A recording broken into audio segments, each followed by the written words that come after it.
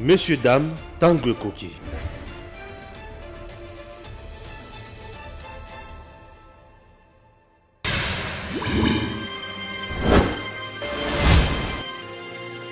Abonnez-vous sur Eden TV officiel.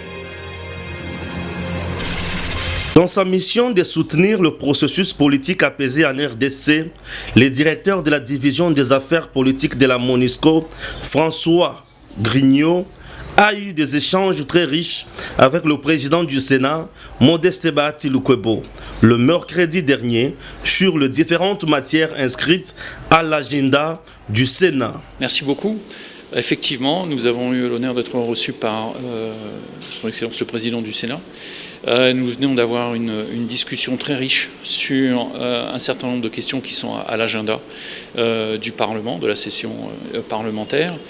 Et comme d'habitude, au niveau de la MONUSCO, nous sommes mandatés pour soutenir le processus politique ici en RDC, de sorte à ce que ça soit un processus apaisé, inclusif. Et donc nous sommes venus échanger avec le président du Sénat sur un certain nombre de questions qui sont à l'agenda du Parlement et qui, je dirais, traitent du processus politique. Donc c'était l'objet de ces discussions. Nous avons aussi parlé précisément de projets de loi ou de propositions de loi qui sont arrivés sur, je dirais, la table du Sénat et qui vont être examinés et qui nous paraissent particulièrement importants pour la protection des civils et la stabilisation. Donc c'était l'objet de notre discussion. Merci. Le même jour, la délégation de députés provinciaux du Sud Kivu en mission de plaidoyer à Kinshasa, conduite par la questeur Blandine Kalafula, a informé le président du Sénat Modeste Bahati Lukwebo des problèmes qui gangrènent cette province, notamment la situation sociale peu reluisante de l'Assemblée provinciale du Sud Kivu. Mais nous avons parlé de la situation des déplacés de Goma vers Bukavu suite à l'éruption du volcan Nyiragongo qui passe de moments difficiles et dont l'implication des instances nationales pour soulager tant soit peu les problèmes de nos compatriotes étaient d'une... Le Sénat étant l'émanation des provinces, le speaker de la Chambre haute du Parlement a promis son implication pour des solutions appropriées à tous ces problèmes. Modeste Bahati Lukwebo a également eu une séance de travail avec le député national membre de son regroupement politique, AFDCA, présent à Kinshasa. Le chef de ce regroupement politique, l'un des majeurs de l'Union sacrée en termes d'élus, 41 au total, a donné des orientations à ses lieutenants pour de différentes questions brillantes d'actualité qui seront traitées à l'Assemblée nationale. Il leur a demandé de voter pour des initiatives qui vont dans le sens de la promotion du bien-être de la population congolaise, comme le veut le chef de l'État, Félix Antoine Tshisekedi Tshilombo. Faire congolité n'a pas si de pères et de mères mbote. Aux alliés congolais de pères et de mères, bonsoir. Aux alliés congolaises de pères et de mères, bonsoir. Aux alliés congolais de pères et de mères, bonsoir. Ceux qui ont dit que aux alliés de pères et de mères, oh landabiso. Makamoyon toali ko le blasikoyo. Monsieur Francis Kalombo vient de cracher sur la mémoire. Il y a Kassavubu, le premier président ya Congo Nabiso, a craché sur lui, chose que je ne peux pas laisser passer comme ça. Stéphane étant congolais de père et de mère, de père et de mère, ils ont payé Batu qui peut le caisser. Batu bazo koma na biloba loba pour naning. Likamo a de père et de mère. Chaque Congolais a un degré. Dans un degré, il y a 100% de pères et de mères. Dans un degré, il y a 50% de pères et de mères. Dans un degré, il y a 25% de pères et de mères. C'est-à-dire, au Botanika, on a Congo. Mais de pères et de mères. 100%, 50%, 25%. Si koyo, mutu alongwa na batu oyo basala musala ya malonga. Alobake Kasavubu n'a rien fait pour la RDC. Je dis non. Nous allons essayer de brosser le film il y a Francis Kalombo dans notre pays avec modestie et respect. Pourquoi il s'est payé le luxe d'aller toucher na Kasavubu et de dire que Kasavubu n'a rien fait, puisque aujourd'hui toujours dans makambo ya congolais des pères et des mères. Il brandit l'article 13-12 de la Constitution. Eric Tiswaka biso ba son guerre nationale. Toko loba makambo wana a lo bongi selanga déjà Constitution. Totanga article 13 na article 12. Eric Bongisa déjà Constitution article na niveau wana. Au moment où je vous parle de Denis Kambayi Chimbumbu. Denis Kambayi Chimbumbu a soutenir Noël Tchani moi dans Vita. Alobi proposition wana ezande yango. Yango ne makambo. Mutu mutusu ayana mbutu mbutute. Chers compatriotes, Kasavubu a-t-il détruit la RDC? Kasavubu, est-ce qu'il s'est enrichi en RDC? Kasavubu, est-ce que à ça l'investissement à l'extérieur du pays? Kasavubu, est-ce que à Boma ba Congolais? Kasavubu a-t-il laissé des fausses communes dans ce pays? Kasavubu a-t-il créé une rébellion? Kasavubu avait-il une milice? Kasavubu pouvait-il mériter traitement au Francis Kalombo alobi na ye? Je doute fort. Mais avant tout contre la Mozindo, na senga na kende pas Eric Tiswaka. To landana no Francis Kalombo. Bongo to zonga siko na plateau na biso. Mboka papara na e. À un moment donné, il faut tout réfléchir. Mais Tangelanga, le premier président à Mboka Oyo, Kasavubu, de père et de mère congolais, qu'est-ce qu'il a fait de ces pays dès le début? Pas sûr que tout le monde a les apôtres banal. Pas tout le monde diriger des pères et de mères. Tout leur a été reproché. Il faut tant histoire. Merci beaucoup. Tous ceux qui ont un plateau, les dieux de père et de mère. Des pères et des mères. Des pères et des mères. Des pères et des mères. Très bien. Voilà. Congo ya biso. Congo ya biso. Biso na bana ndako to yeba miloko ni nyakolia. Yo zalana no pembeni. Banyamulenge bakoma uche biso ngulungana na mboka na biso. Bata de père et simbate. Voilà. Francis Kalombo est passé na chaîne Moko. Alobi Kasavubu asala makambo ya mabe na mboka abungisa consorté. Il y a un Congolais de père et de mère, n'est-ce pas? Il a évité tout simplement de citer Félix aujourd'hui. Mais quand on a Kasavubu, il y a Simbiwana, Makamoko le baiser belé. Très bien. Batuba vendre dans la kimia. Tout temps, on a nos articles où il y a Tangaki na plateau. Tout y est banane copé ça peut compréhension na bis. Banane article 10. Au banane article 10 il y a constitution Oyo. Chers compatriotes. Bon comprendre. Tant l'article 10 sur. Très bien. Article 10. Article 10 de la Constitution, le Biboué. La nationalité congolaise est une et inclusive. Elle ne peut être détenue en concurrence avec aucune autre. La nationalité congolaise est soit d'origine, soit d'acquisition individuelle. Et congolais d'origine. Toute personne appartenant au groupe ethnique dont les personnes et les territoires constituent ce qui est devenu le Congo. Présentement la République démocratique du Congo à l'indépendance. Une loi organique détermine les conditions de reconnaissance et d'acquisition, de perte, de recouvrement de la nationalité congolaise. Zela Siko, nazolimbola article par article. Article Oyo, bacha yango na constitution et remplaça article 7.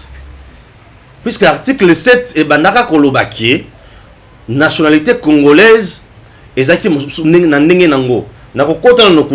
Mais article Oyo basali yango na ba belligérant. Bato ba utana makambo ba guerre ya Fidel. Bato bazalaka na bitumba na Kabila, ba Robert Roi. Bato tout bazalaka na Sun City. Ndem to basala article Oyo. Objectif poursuivi article Oyo ezalaki que bayebaki ke bazaki ba Rwandais. Bayebaki ke bazaki ba Ougandais. Bazalaki ba Tanzanien. Bazalaki ba Burundais. Et il ne pouvait pas commettre Kalibanda. Il fallait qu'il se retrouve un article Oyo. Yango basalaki article Oyo ezandengi ezale luboy. Et cet article qui très bien que et belé ba botami awa misusu baye kaka 50-50. Alors pour se faire nationalité d'origine kaka bazo tirer yango na mabele to bazo tirer yango na makila, raison pour laquelle ils ont mis cet article. Toujours quand sur article 11. Très bien. Article 11 et la Constitution. Tous les êtres humains naissent libres et égaux en dignité et en droit. Toutefois, la jouissance de droits politiques est reconnue aux seuls Congolais, sauf exception établie par la loi. Très bien. Oyo zakara makamu. Oyo batuana. Continuité ya oyo bauti kosa. Ba Congolais se bazan ndenge moko. Oui. Ba Congolais se bazan ndenge moko po baza batu. N'est-ce pas? Nakokota na muzindo sikote. Tout ce qu'on a article 12. Très bien. Article 12 et la Constitution. Tous les Congolais sont égaux devant la loi et ont droit à une égale protection de loi. On toujours se battre la cahier. Les gens Congolais mon côté au babo makalo la nyama awazate na mukusi. 13. Article 13 de la Constitution. Aucun Congolais ne peut, en matière d'éducation et d'accès aux fonctions publiques, ni en aucune autre matière, faire l'objet d'une mesure discriminatoire qu'elle résulte de la loi ou d'un acte de l'exécutif en raison de sa religion, de son origine familiale, de sa condition sociale, de sa résidence, de ses opinions ou de ses convictions politiques, de son appartenance à une race, à une ethnie, à une tribu, à une minorité culturelle ou linguistique. Liwana bango nyonso yango. Très bien. Ezalaka na kati article oyo. Donc volonté na bango nyonso ya batu oyo baza congolais d'origine ti. Ba vrai congolais ti. Ba se protégeant de awa. Et c'est à cause de cet article que tout le monde n'est pas sebelé na Congo. À cause de cet article. Il y a que congolais nyonso oyo za na Congo akoki ko postuler ninga lingi. Yango bomona Robert candidat président de la République. Très bien. C'est à cause, grâce à cet article. Congolais nyonso oyo abotama na Congo baboti baza ba congolais te, mais azana makila abotami na Congo azuna nationalité congolaise po azana abotami na Congo na azuna nationalité via mabele. Ah. Baza étranger. Ndesi ko no le chani avant dans le BT. Boyete. Congo na ba vrai congolais. Ndebi tombana liwa nyonso oyo chani azali ko kufu. Mais qu'est-ce qu'on peut ça makanisi na yo na makamunyo sur le lobby awa ya moto kota ce qu'on a makamusos. Très bien. Article 10 de la Constitution pour l'obligation de la nationalité congolaise. L'acquisition de la nationalité congolaise n'est pas ça miracle. De l'année article 11 où yazali ko ebisa biso ete ba congolais so zali ndenge moko liboso ya mibeko. Ah lobby que to za ego liboso ya mibeko et motakoki ko lobate ke mibeko ya leki mibeko parce que zali na race soki ya pembe to zali muto ya mwindi soki zali ndenge nini. Établir yango ndenge sengeli, mais également article oyo ndeko na biso tokokota ocho lobao Francis Kalombo a simbi mwa mingi ezali article 13. Mais biso tokolobela article 10 11 12 pona ko appuyer makanisi ya biso pona ko yebisa ete na carte article 13 wana peut-être hier bon azali à mettre avocat je pense mais peut-être à comprendre thème malamu.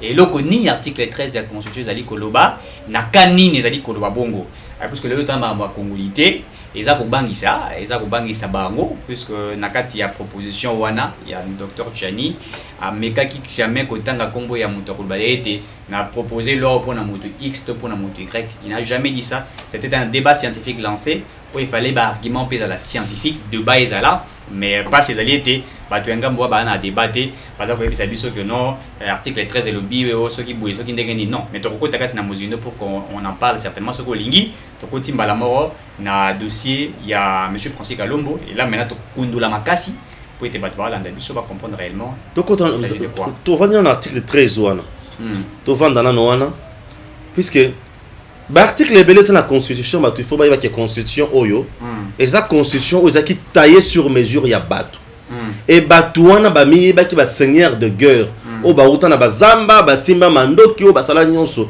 po ba zo pouvoir yango ba sala constitution oyo po lokola ba oyo bazala ki ba rwandais bazala ki na mboka na biso o bazala ki ba burundais na mboka na biso tous ces gens là voulaient ba se retrouver na lipa. Très bien.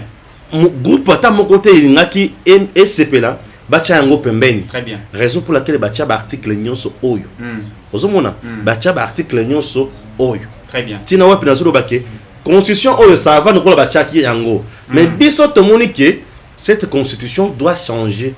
L'article oyo il faut ezala modifier.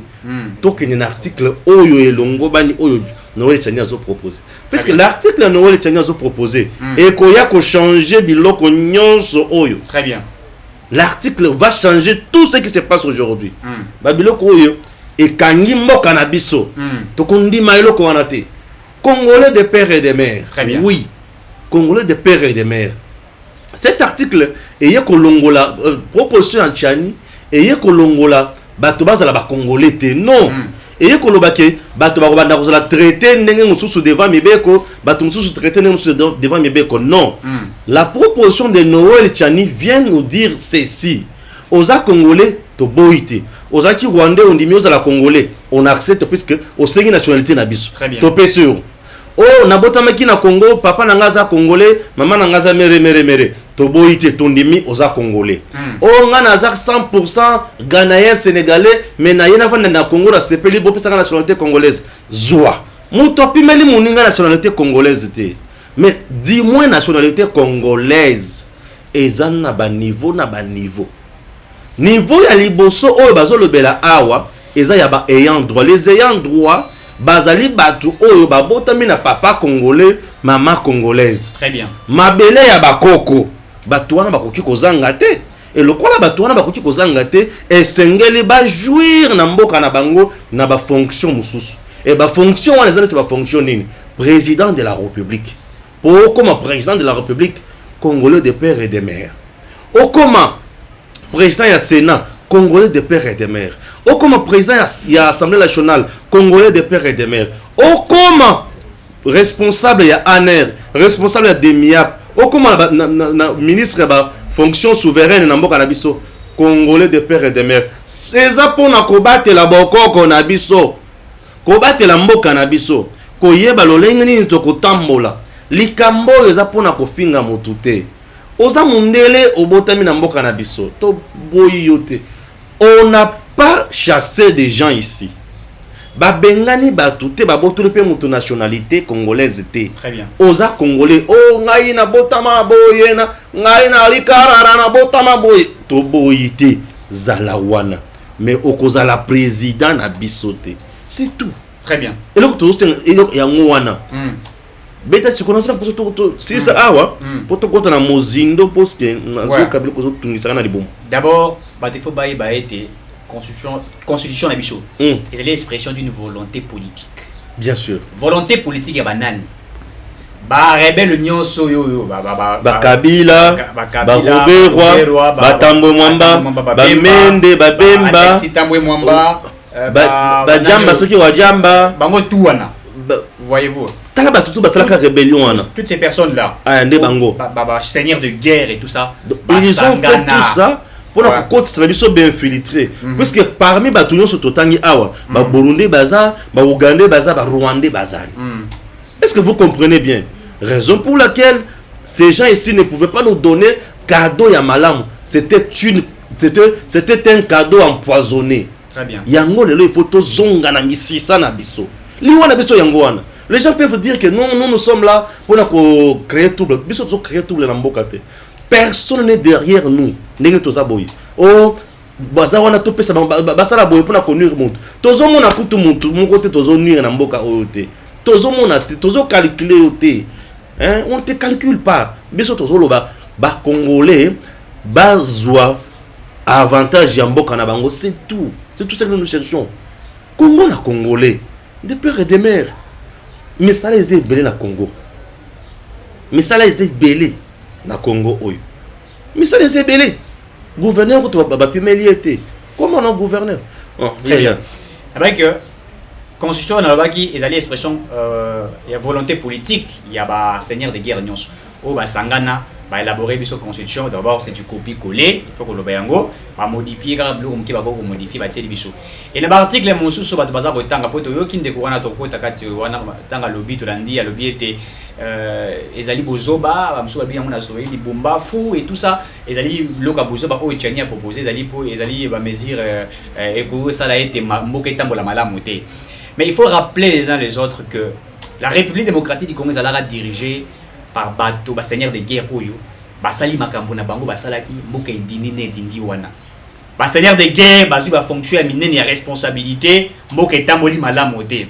To vivre na bango plus de 10 ans tozalaki na bango, ils ont été bamusu bazali ba ministre, bamusu bazalaki ba sénateur, bamusu bazalaki ba vice-président de la République. On n'a pas senti mboka etamboli. Et la loi a été proposée. Pourquoi la loi a été proposée aujourd'hui? Parce que nous avons aujourd'hui un président congolais des pères et des mères et nous voulons comment dirais-je, nous voulons protéger la République démocratique du Congo. Face il y a expérience au Tozui et les gens doivent comprendre. Tozui expérience depuis 2001.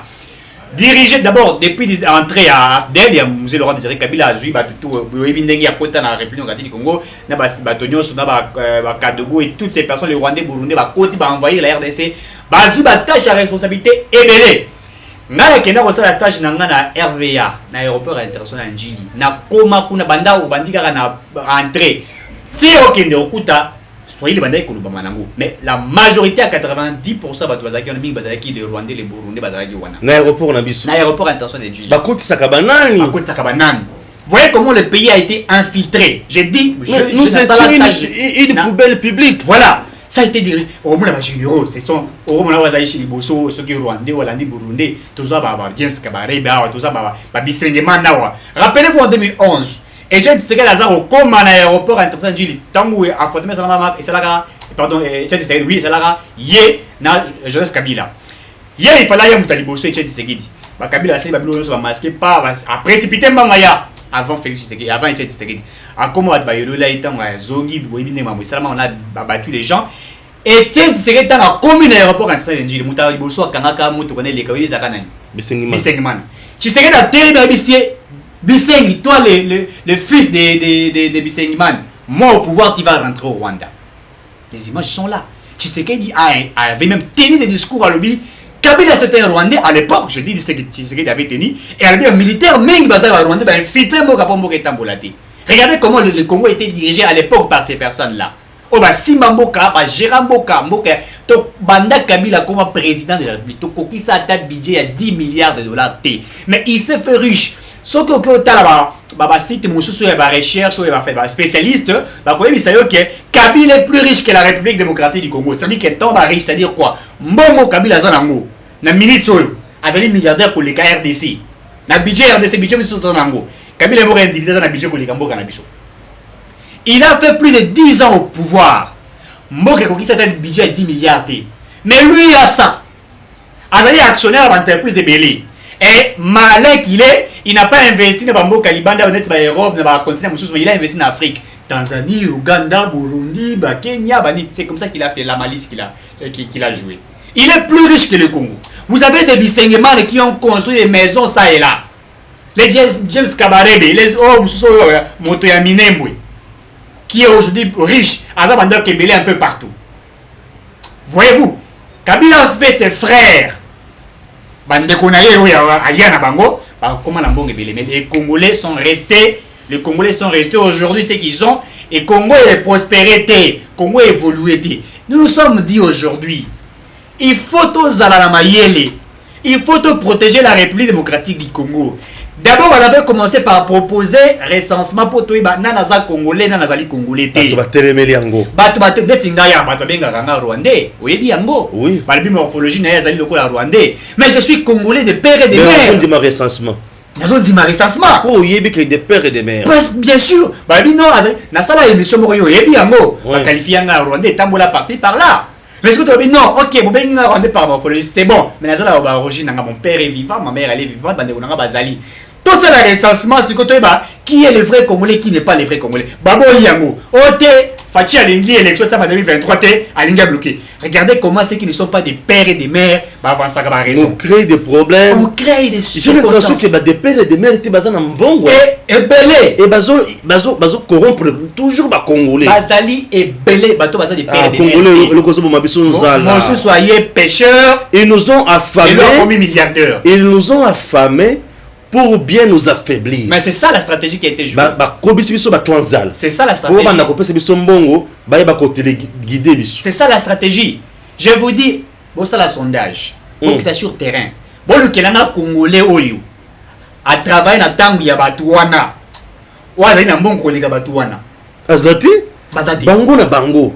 Au italien, au mère zambienne, au père, ceux qui italien, ceux qui camerounais. Au italien, non camerounais, père camerounais. Et bah, combo ya bateau, tout ça, la succès, Mikolo, ils savent combo ya bateau. Voilà. Et ceux qui ont télé bango, basaka ba mindel. Ah, Congo mindel, basé belé, hein. Mais, naïbi peut-être, ceux qui. Congo mindel, basé belé. Ceux qui ont voté dans moi, ceux qui sont ceux qui français, ceux qui neni.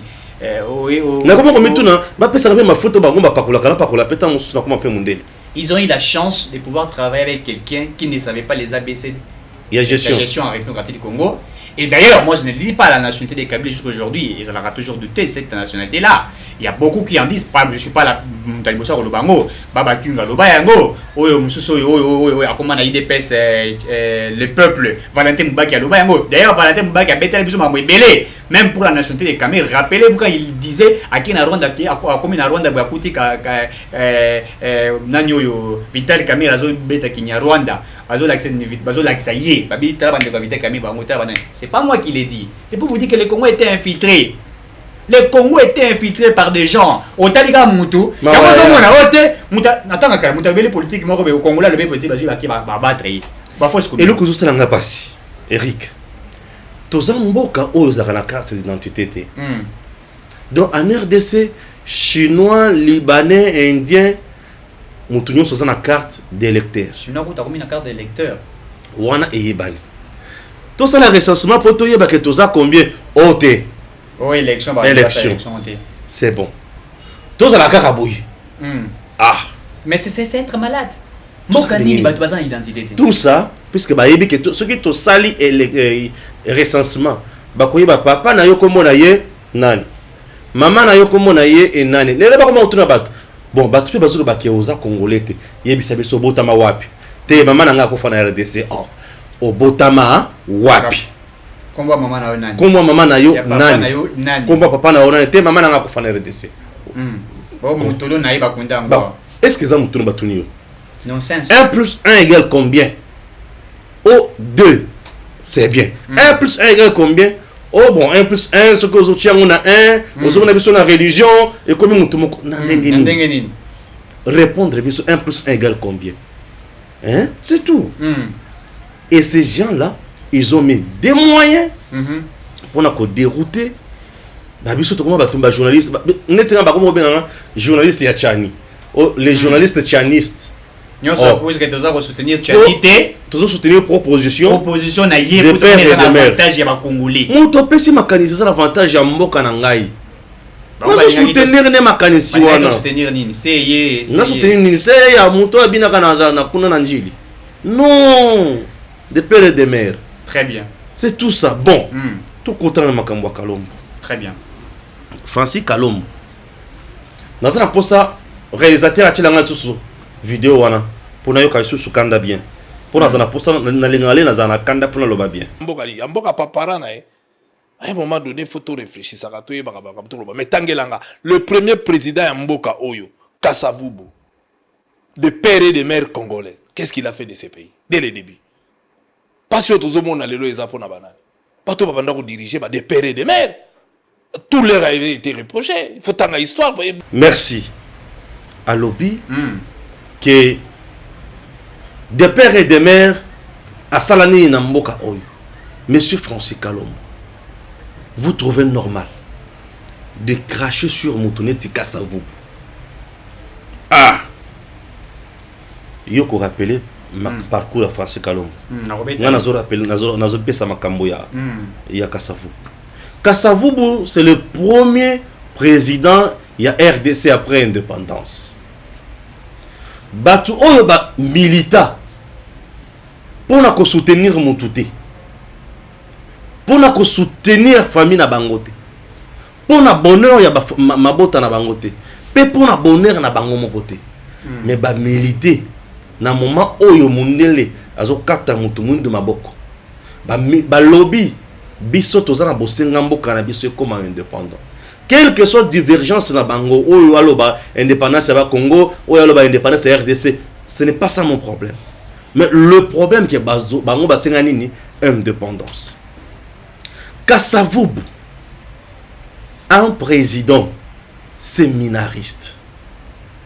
Kasavubu est mort, n'a pas laissé de compte en banque.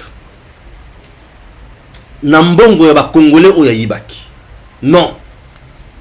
Kasavubu, un président pacifique, n'a pas fait une rébellion, n'a pas tué les Congolais pour comme président. Non. Kasavubu n'a pas laissé de prisonniers politiques. Akangi Bangwa Tcheba en prison. Non. Kasavubu, un homme de valeur, n'a pas volé l'argent des Congolais. Kasavubu n'a pas pillé ce pays. Kasavubu, un homme de vertu, un homme qui ne supportait pas la corruption, un homme qui n'a pas tué les Congolais. Kasavubu. Kasavubu n'a pas mis 5 ans au pouvoir. Non. Kasavubu ne s'est pas accroché au pouvoir. Non. Mais malgré tout ça, Kasavubu, quand il est mort, et Bembenaye, Kasavubu diront Liwanaye, Mobutu Sese kwa tikaliti na nenga kenda na mabele. Amoni Kasavubu pamba. Mouze Laurent Désiré Kabila aya koti na RDC. Amoni kaka Kasavubu pamba. Joseph Kabila aya koti président. 18 ans, amoni kaka Kasavubu pamba. Félix Tshisekedi aya koti. Albino Kasavubu singeli azala héros national. Ba eleva kamuto héros na rang ya ba héros nationaux pambate. Azaki pour Azaki Mouyibité. Il s'est battu. Kasavubu na jeunesse na ye azalaki mukalate. Azalaki mukala ya mindelete na jeunesse na ye. Azalaki mutu mokote oyaki pona kosala n'importe quoi.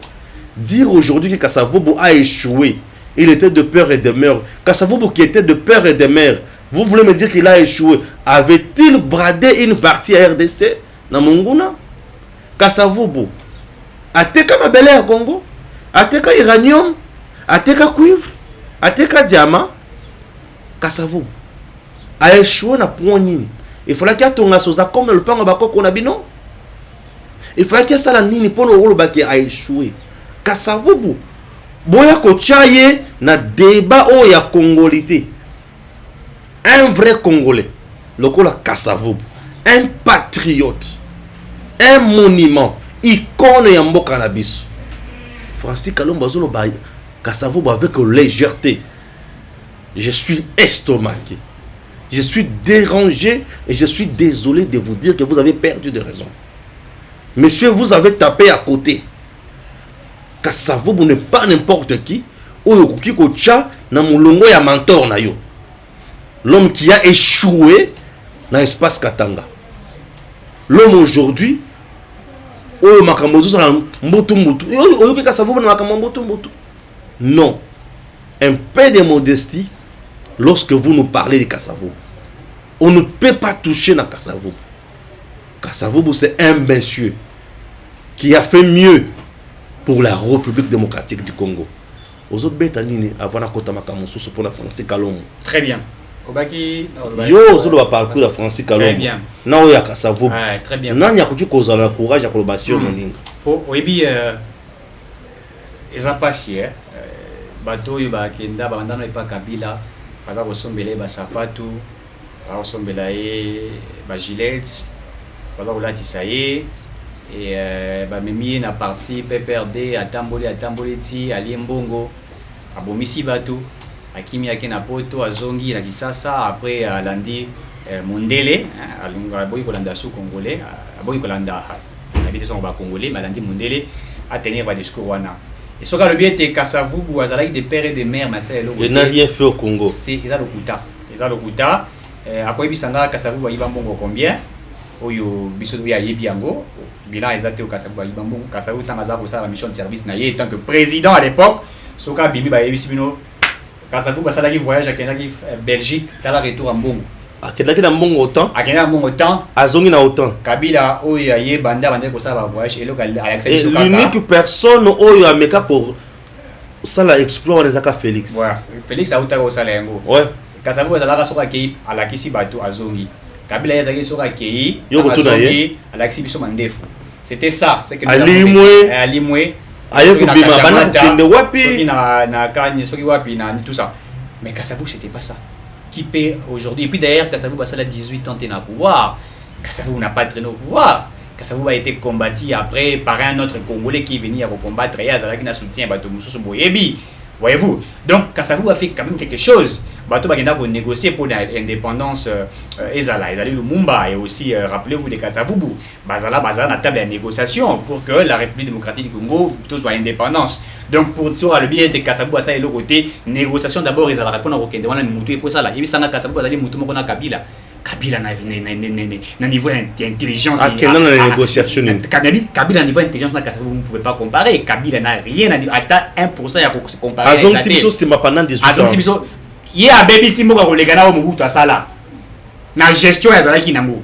Mobutu quand même a fait des choses et tout ça, mais à la fin, au baby ça, tant qu'il y a un soutien à la communauté internationale, tant qu'il y a déjà, je crois en 1974, avec aux arianisé les Congo, les Zaïres à l'époque, la zarianisation, né Mondela Outi Kobalukela, puisqu'il avait pris les Zaïres, il a donné ça aux Zaïrois. Les Zaïres m'a idée à bêter, à ce qui idée à mon Chine, tant qu'il y a eu la Souk Nabo Sainte Maos et tout, en 1972, en 73, Outi ko tenir discours devant Abenga Ronini. Discours à Oni, discours à Bete Makasi à Oumela trop en 73 et après 74 aïe qu'on a réalisé m'a bête mais il y a eu moi confié moi ce que pas bande konaye ati bato bango pe bazu moi comme si zaïre le quoi bango c'est n'importe quoi ba bengani mindele. C'est à ce moment-là les choses ont commencé à basculer puisque Mundele avec son intérêt n'a été et intérêt comme il y a famille il y a Mobutu mais ça qui soit à Congolais c'est là où tout est parti et voilà ce qui est arrivé. Mais Mobutu la gestion quand il a commencé à gérer les Zaïre tout ça qui n'a armé la bisaï makasi ba Congolais ba to Afrique ti ba Rotangawa na campus à l'époque Mobutu a fait des grandes choses ça qui malonga à l'époque mais au Kobebi sanasuka. Mais quand Kabila est devenu président qu'est-ce que Kabila a fait? Étant que président de la République, Kabila n'a rien foutu. Kabila est intelligent comme la Kasavubu. Kabila n'est pas intelligent comme Mobutu. Voyez-vous, ni comme Lumumba. Alors, si Francis Kalombo voudrait comparer aujourd'hui Kasavubu, n'est-ce pas comparer Kasavubu à Kabila, c'est que je ne sais pas si M. Francis Kalombo a gagné sur un mentor naïf. Je n'arrive pas à comprendre. Vous voyez, c'est regrettable. Hein? Bon, comme ça, Liboma. Au moins, ceux qui ont commis un niveau où on aurait passé Bakaleso Batou, puisque vous en avez un bon, c'est regrettable. Et donc, non, ça veut dire que Kaleso Zali Lamba Roulata, sous-vêtements. Donc, c'est pour vous dire quoi? Qu'on ne peut pas comparer aujourd'hui Kasavubu avec Kabila. Kasavubu savait gérer le Congo. Il y a une gestion Yamboka. Mais Kabila a bien goûté, même Francis Kalombo a bien goûté. Parlons maintenant de M. Francis Kalombo qui veut aujourd'hui montrer qu'il y a Azali Montamaï. D'ailleurs, à Salara droit, n'habite sur Salara Wapi. Et puis d'ailleurs, mon Congo, ça passe. Vous allez voir quelqu'un qui a jamais assisté à l'université, qui a jamais présent, qui a jamais TP, même Balamor a distingué. Tout ça, on a vécu avec Kabila. Vous savez, Kabila a créé des professeurs au Congo. On a créé des professeurs. Tout le monde a dit que Mbokani n'est pas gouverneur, na Kangi Kombo. Gouverneur pendant beaucoup de temps. Malamaro pas toi on a la campus à distinguer pas passer un diplôme. Ça c'est Kabila a dit. Kabila nous a inventé des professeurs ici au Congo. Il y a même des constitutionnalistes que nous au bang à l'époque. Bah autant que nous au muto mayeli mais tout cas ba professeur muso pona Kabila to nguluma. Voilà ce que Kabila a fait. Tous ces professeurs-là, nous sommes directeur de cabinet et tout ça, anéantir sur le plan de la science, puisque lui avait des moyens qui s'est fait plus riche. Alors, parlons de M. Francis Kalombo pour M. Francis Kalombo. Yo comparé Kasavubu na Joseph Kabila. On dit que Kasavubu a congolais de père et de mère à le côté. Yo Salani pour Namboka. Il faut les rappeler, qu'est-ce que lui a fait pour le pays. Aux Anara, président à la Ligue des personnes, des jeunes, et à perdre. Qu'est-ce que tu as fait pour le Congo? Yebi Sanga, toi tu t'es dit politique ou politicien. Qu'est-ce que tu as fait pour les Congolais depuis que tu as été avec Kabila? Qu'est-ce que tu as fait? Et qu'est-ce qui t'a amené vers Moïse Katumbi? Zéro. Nous continuons tous les cas, nos chers compatriotes. L'honorable Francis Kalombo. Hasard honorable. Yokat. Il était député national dans ce pays. Ah. Il était. Député national. Un député national, Azar représentant, il y a peuple. Azali Moutou, le peuple a poni pour représenter l'Assemblée nationale. Il est là pour parler au nom du peuple, pour représenter le peuple. Nous sommes dans une démocratie représentative. Il est là pour contrôler le gouvernement. Attends, il passe la population dans la société. A mis en l'Assemblée nationale, a bongolé en commis mobeko, ba contraindre, ba passer un gouvernement et le gouvernement a mis ko appliquer yango pour aller gérer la population au quotidien. Puisque c'est le gouvernement qui gère au quotidien. Chers compatriotes, Moutou Azaki député national. Mais, Andimi, ko boit ka peuple, mais ko landa Moutou Moko, pe akimi na yakene na poto. Et bah qui va vendre dans exil, bah ça fait presque 3 ans. Mandat et salénine et sili, bah bengani ya ko bengana. Assemblée nationale bengana ye. Et le bipon en absence non justifiée. To bengani yo. Qu'est-ce que moi je retiens dans ma camboana? Il a d'abord eu à saboter le peuple. Oh il a fait ça un mandat wa. Électeur na. Il a saboté bateau yo ba ponaye. Le baka soki moko yebinga bima député. Mais moi, je sais qu'il a été élu. Puisqu'il fit parmi des jeunes Bazala qui majoritairement élus na Kinshasa. Ça, je reconnais en vous. Monsieur Francis Kalombo. Moi, je te même point, Yakopona Francis Kalombo. Ce qui n'a pas de circonscription. C'est un jeune qui nous a fait rêver. Au banda qu'on a action moko qui top. Je connais ça, je reconnais ça. Au banda qu'on a action qui top sur le terrain. Au côté là ba problème bato ba yebiso li kamboyo au côté li bango malgré au banda ko au côté à Kabila mais parfois banda ko télé la injustice. Ça je reconnais en vous. Je ne suis pas un ingrat. Non, je reconnais en vous. Ça c'est ba qualité na yo. Mais d'un coup au kimi au kimanini ozali moko ya bato banda ko le kanali bosso ya perso au lobby que ozali ami ya chef de l'état député mais muninga ya chef de l'État. Oui, c'est tout à fait normal. Aux amoutous, il n'y a pas d'amoutous. Côté Boyebanaki, ils ont ma camonabine. Mais au Kim, et là que ça n'a pas passé. Un élu du peuple à Kim, mais on l'a capé peuple à Ponayote. Mandat on est qu'il n'a pas na maï bongo ici là.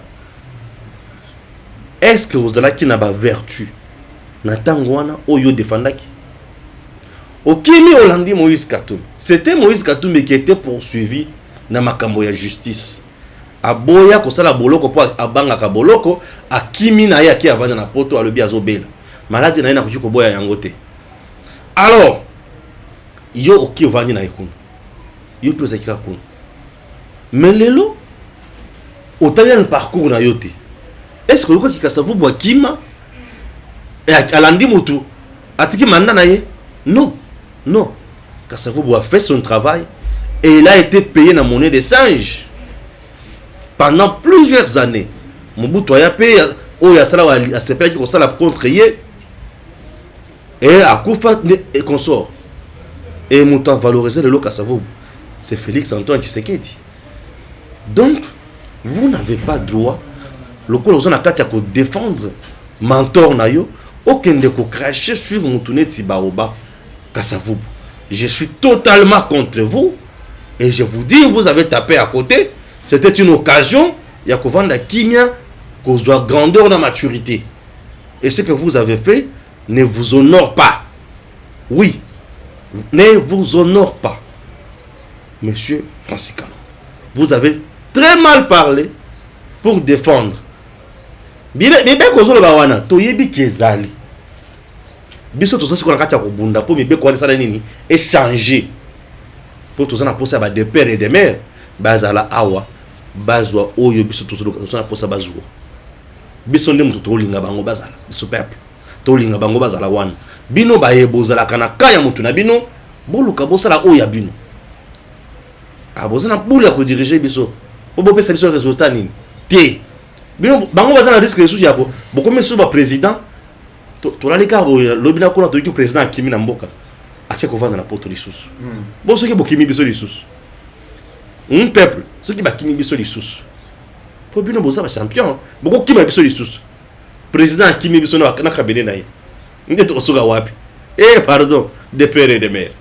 Moi to va benga ki alobi bino boza o le chani boba ki chani azan eloko te na mboka na ye dans un village.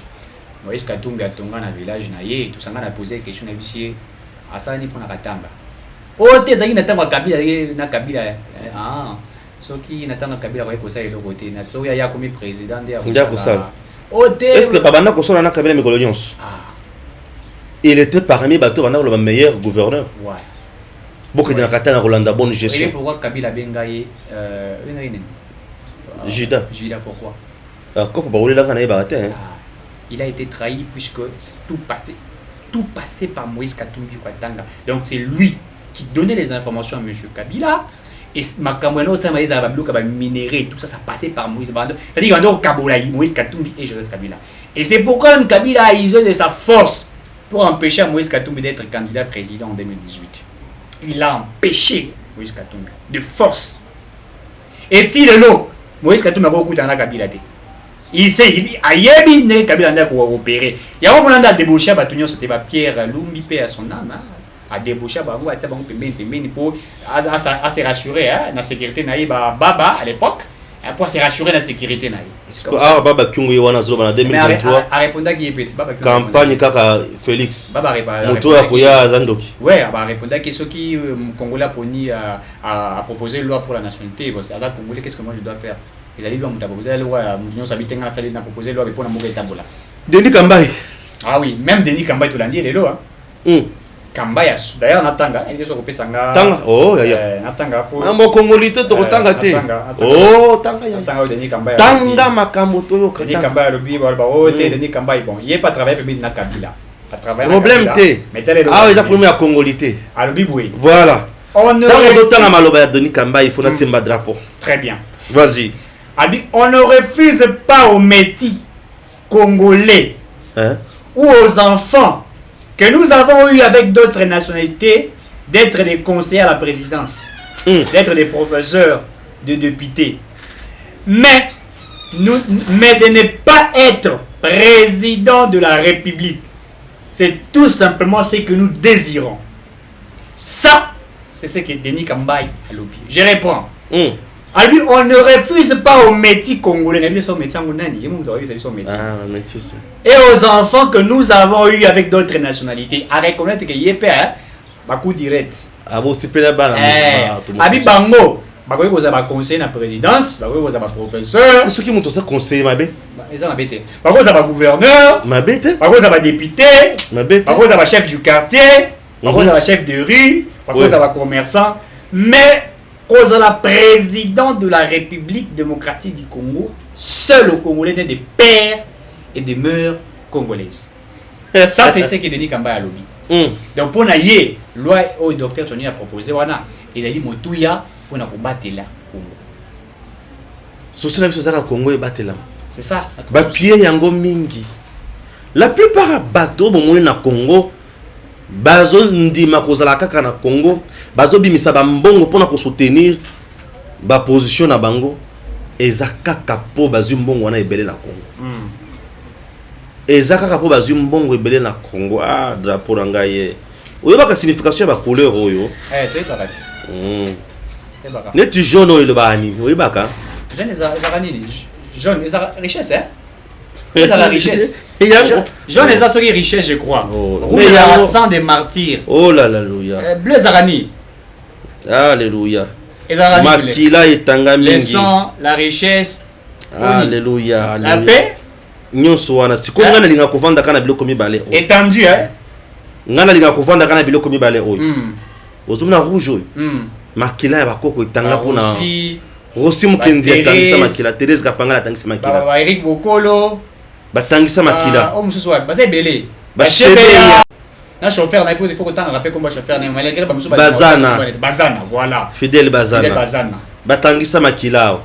Et tous ces gens au batangisa makila pour la école oyo. Batangisa makila pour banda ko protéger oyo. Très bien. Oyo zani une richesse. Ozomona ba demi Dakar. Ba demi Dakar ba couper ba manche courte. Ba manche courte bazoya na Congo pour na kotangisa makila te. Bazoya na Congo pour balingi bisote. Bazoya na Congo pour na couleur. Richesse. Bazo koufe la Congo pour la couleur. Richesse. Bozui. Tango bazo mona couleur ba lobi non. Couleur oyo. Ce qui te commis ba président. Pour chef riche. Ce qui te commis ba président. Écoutez. Ce qui te commis ba président na couleur oyo. To sala maman na la. Ba tout o ba écoutez.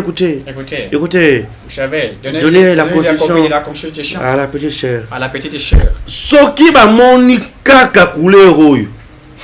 Mutema na bango malobi ai biso awande liwa na bango no seza pona couleur ba ya etandi na biso te baza na posa biloko nyonso oyo te makila bango makila oyo bango bakotangisa ya bango te mais bakotangisa makila ya ba oyo bakotelemela bango. Très bien.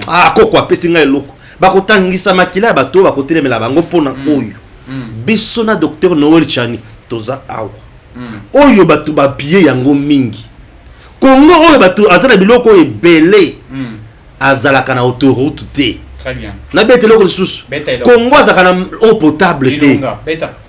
Congo azalaka na eau potable te. Mai ya kitoko ya komela boy ezalaka na Congo te. Bato muso bazo afungoli pompe boye problème. Au moment où je te parle ça fait 2 jours ça ne coule pas dans ma robinet. Ah oui. Ça ne coule pas.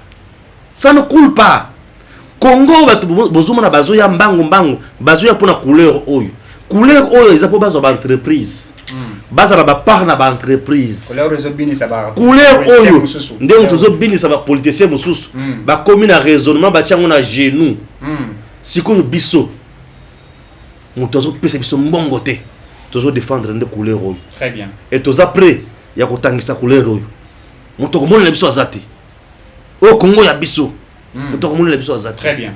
Il y a des étrangers aujourd'hui qui sont des hommes forts dans notre pays. Marché monene ya zando comment ya sali. Patron. Na Congo. Asa tax nyonso asa kanenga lingi. Patron. Bazé belé hein. Même ville à Kinshasa. Aucun patron congolais. Ba supermarché ya minene na mboka na biso. Bango na bango. Ba marche courte. Yo pesa ide sa fanga pesa yo. Yo pesa ide 100, pesa 400. Pesa 400 pesa. Au beta chez nous beta yo comme problème. Bango na bango. Biso batuna bango. Toko piye loko ya mutute.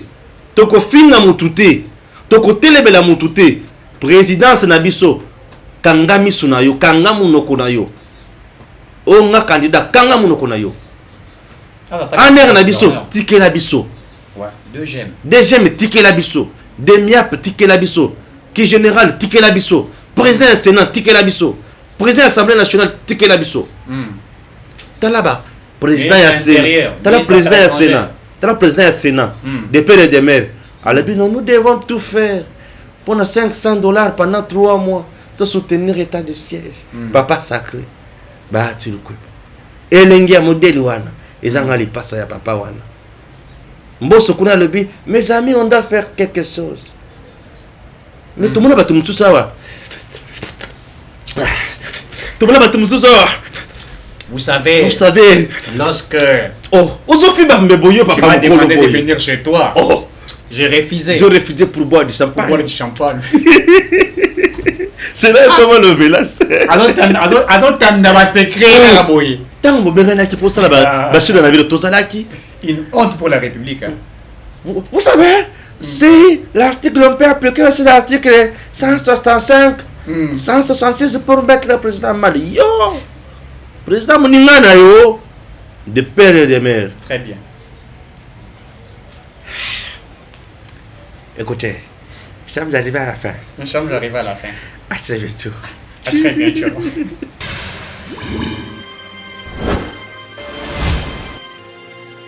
Abonnez-vous sur Eden TV officiel.